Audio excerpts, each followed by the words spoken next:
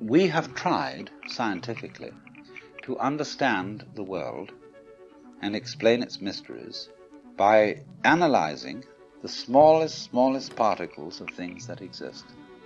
And that's given us a certain understanding, but only half of the understanding. Now, most people are brought up to be tone deaf in respect to their own existence and the rest of the universe. They don't see the relationships. They are not aware of the unity. Once you spot that, then you may be said to be living a harmonious life.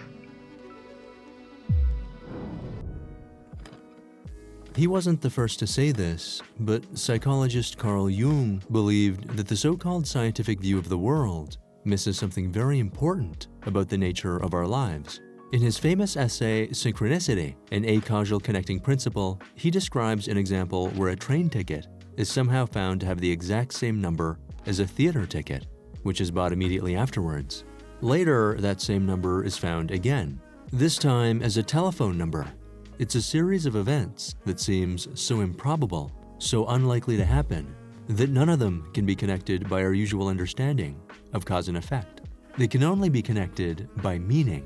This is what Carl Jung referred to as synchronicity, which happens when an inner state of the mind is connected in a meaningful way to something in the outside world. And as it joins these two realities, it also hints at the possibility that there's no real definitive separation between ourselves and the world around us. Because the more we learn about each other, the more we find commonalities. Maybe we lived in the same city, or went to the same school, or maybe we shared the exact same dream. And when we discover these things, we're no longer strangers. It's here, as we come to know each other, that we find that much like ripples on the surface of a pond, we've always been joined, connected in ways that by all logic, we can't explain. What's striking about synchronicity is that it has what Jung calls a numinous quality, a deep sense of wonder and mystery.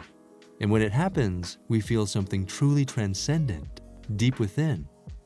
In what might be his most famous example, Jung describes a patient who had a very rationalistic attitude to life that made it hard for her to embrace change. It felt like a mental block keeping her from moving forward. At this critical moment in her life, she had a vivid dream where she was given a piece of jewelry shaped as a golden scarab beetle. Just as she was telling Jung about her dream, he heard a gentle tapping on his window. He turned around and saw a flying insect tapping against the glass from the outside. He opened the window and caught it as it flew into the room. It was a scarab beetle. He handed it to her and said, "Here is your scarab beetle from your dream." The timing of these events was so astonishing that it started a process of deep inner transformation within the patient, opening her up to the wonders of her life. A kind of psychic renewal that would have been impossible if she'd held on to her rigidly scientific view of the world. What's interesting is that the scarab beetle is a classic symbol of transformation and rebirth in Egyptian mythology. How strangely appropriate then that she would see this symbol now, at exactly the moment of change in her own outlook. Synchronicities have a way of showing you exactly what you need to know, to trust in the organic unfolding of your life, to find that people don't come into your life by accident, that the universe is whispering to you all the time, and if you're receptive to it, it can steer you towards a happier, more authentic way of being. Implicit in all of this is the understanding that what's meant to be yours is already finding its way to you. When you look back and connect the dots, it's revealed that it was never truly random at all. You can't connect the dots looking forward. You can only connect them looking backwards. So you have to trust that the dots will somehow connect in your future. You have to trust in something, your gut, destiny, life, karma, whatever. Because believing that the dots will connect down the road will give you the confidence to follow your heart, even when it leads you off the well-worn path. And that will make all the difference.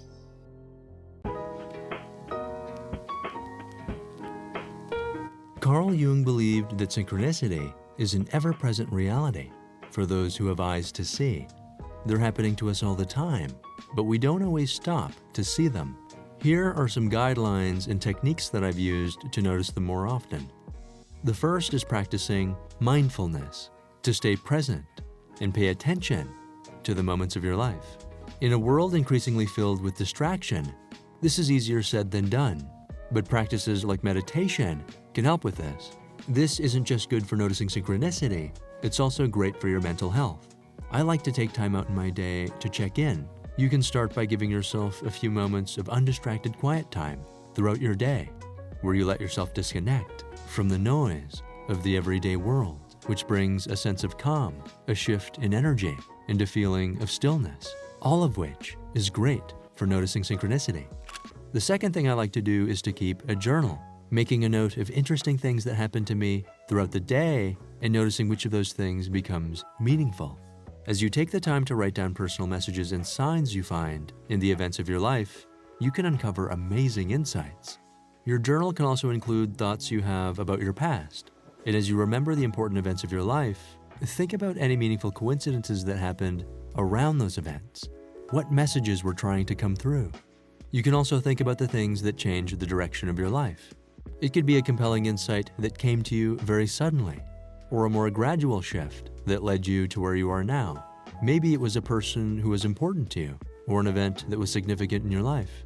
Whatever it was, think about how it guided you towards a better and more fulfilling path.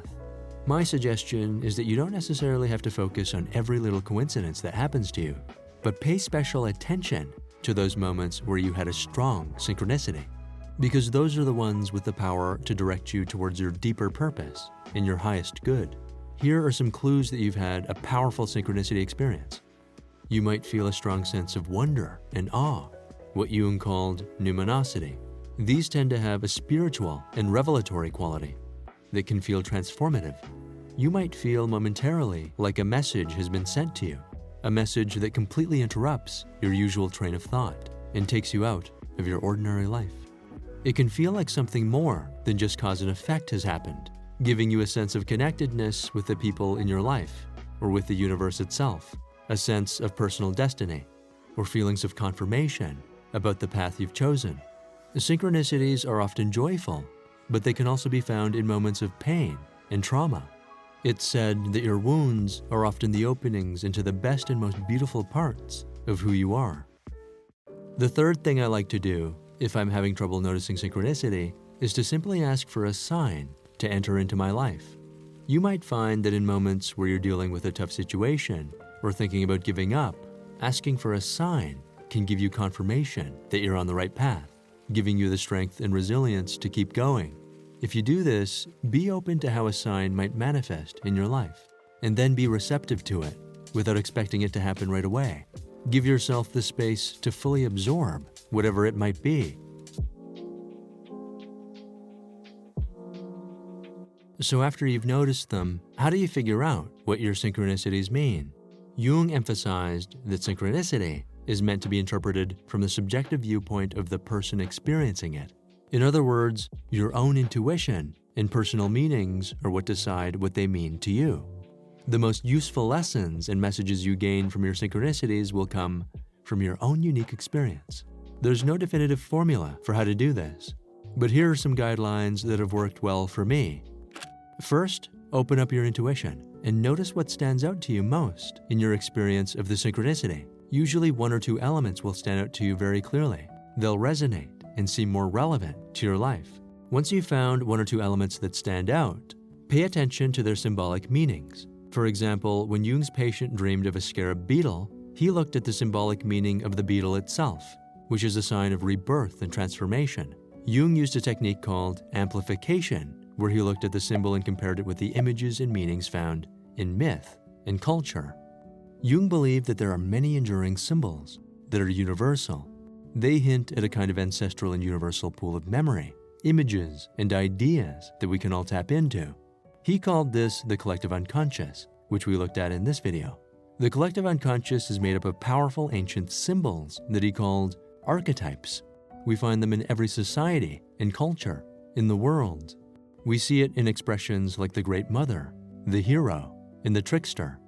Secondly, once you've looked at the archetypal meaning and symbolism, look at the personal associations you have with that symbol in your own life. Again, if we're using the scarab beetle example, What personal experiences or memories do you have with beetles in your past? Maybe you can remember catching them in a jar as a child. Maybe your grandmother had a beetle statue in her home. Looking at personal meanings can reveal all kinds of interesting connections and offer clues into what they might mean for you. Repetition is also an important clue. If you find that a symbol keeps appearing over and over again in your life, that's worth paying attention to. Maybe it's an object you keep seeing, a name that keeps coming back to you, or a certain phrase that keeps coming up again and again. Be alert to what this repetition might mean. Thirdly, if you're having trouble figuring out the meaning of your synchronicity, that's okay. It might still be in the process of revealing itself to you. Make a note of it in your journal and file it away for later. The meaning of what happened to you might not become clear until some time has passed. Come back to it when you're more able to reflect and connect the dots. If you do have a powerful synchronicity experience, one of the best ways to honor that is to share it with other people. Many of us have astonishing synchronicities in our lives, but then keep it to ourselves. Maybe we're afraid that people will dismiss us as crazy or woo. But the thing is, no matter what you do, there will always be people who dismiss your experiences anyway, on pretty much any topic you can imagine. But sharing your experience with others can open you up to even more amazing connections that would be impossible if you kept them private. In the next video, we'll look at how you can understand your own personal story in an even deeper and more profound way, in what Joseph Campbell called the hero's journey. If this video is available, you'll see it appearing on the left side of your screen. If it's not yet available, I think you'll like the video appearing on the right side of your screen. Do you have your own tips or techniques for finding meaning in your synchronicities? Let me know in the comments. And I'd love it if you left a comment with a beetle emoji. That way I know how many people watched to the end. If you like this video, please show your support by pressing the like button. As always, thanks so much for watching. Take care of yourselves, and I'll see you in the next video.